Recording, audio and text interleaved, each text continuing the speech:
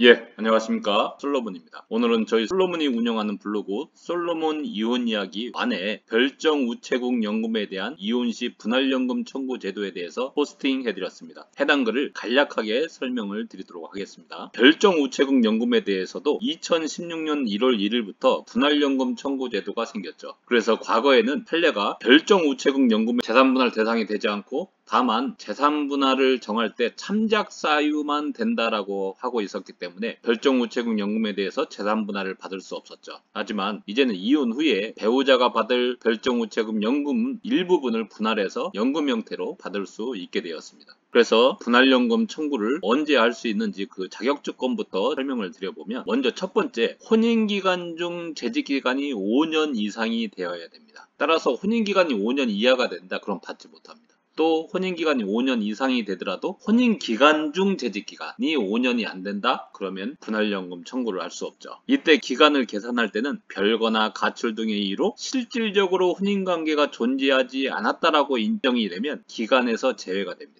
구체적으로 실종기간이나 주민등록법상 거주불명으로 등록된 기간, 부부간의 합의나 재판 등으로 혼인관계가 존재하지 않았다고 인정된 기간들은 제외되죠. 또 두 번째 요건은 뭐냐? 분할연금 청구는 이혼을 한 후에만 청구할 수 있습니다. 그래서 이혼 상담을 하다 보면 이렇게 상담해오는 분이 있어요. 배우자가 퇴직 후에 별정우체국 연금을 받아서 쓰고 있는데 혼자만 쓴다는 거예요. 자기는 하나도 안 주고. 그래서 그거를 분할해서 받을 수 있는 방법이 있느냐라고 물어보시는 분들이 종종 있습니다. 하지만 분할연금은 이혼 후에만 청구할 수 있습니다. 물론 부양료 청구를 해서 상대방이 받는 연금의 일부분을 부양료로 받아서 쓰는 방법도 있긴 있지만, 하여튼 간에 분할연금 청구를 해서 연금의 일부분을 관리공단으로부터 직접 받을 수는 없다. 그래서 이혼 후에만 청구할 수 있다. 그리고 그 이혼은 2016년 1월 1일 이후에 했어야 됩니다. 별정우체국연금법 부칙에서 그렇게 규정하고 있기 때문이죠. 자, 세 번째 요건이 있습니다. 세 번째 요건은 별정우체국 직원이었던 전 배우자가 연금 수급 연령에 도달해서 실제로 연금을 받고 있어야 됩니다. 별정우체국 수급 연령은 2016년부터 2021년까지는 60세가 되면 별정우체국 연금을 받게 되죠. 또 22년, 23년엔 61세, 24년부터 26년까지는 62세, 27년부터 29년까지는 63세, 30년부터 32년까지는 64세, 그리고 2033년부터는 65세가 되어야 별정우체국 연금을 받을 수가 있죠. 그런데 내가 65세에 연금을 받게 되는데 지금 노후 생활이 너무 어려워요. 그런 경우에는 최대 5년 전부터 본인의 신청에 의해서 조기 퇴직연금을 받을 수 있습니다. 다만 일찍 받으니까 비율이 낮아지겠죠. 삭감되는 비율을 간략하게만 설명을 드리면, 1년 먼저 받는다 그러면은 받을 연금의 95%를 받습니다. 2년 먼저 받는다 그러면 90%를 받게 되죠. 그래서 3년 먼저 받는다 그럼 85%를 받습니다. 4년 먼저 받는다 그러면 80%를 받죠. 그리고 5년 먼저 받는다 그러면 75%를 받게 됩니다.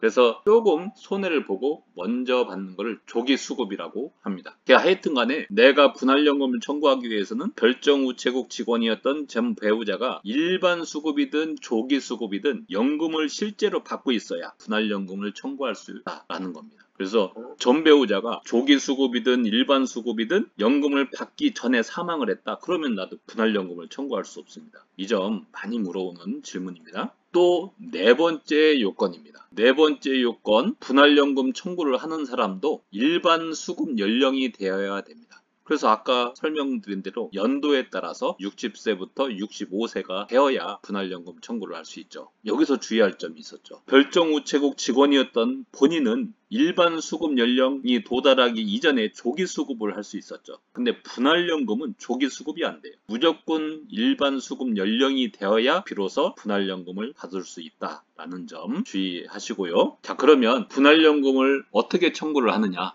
원칙적으로 네 가지 모든 요건을 충족한 날로부터 3년 내에 별정우체국 연금관리단에 청구를 합니다. 자, 그런데 이 네 가지 요건을 모두 충족하기에는 시간이 너무 많이 남아 있어요.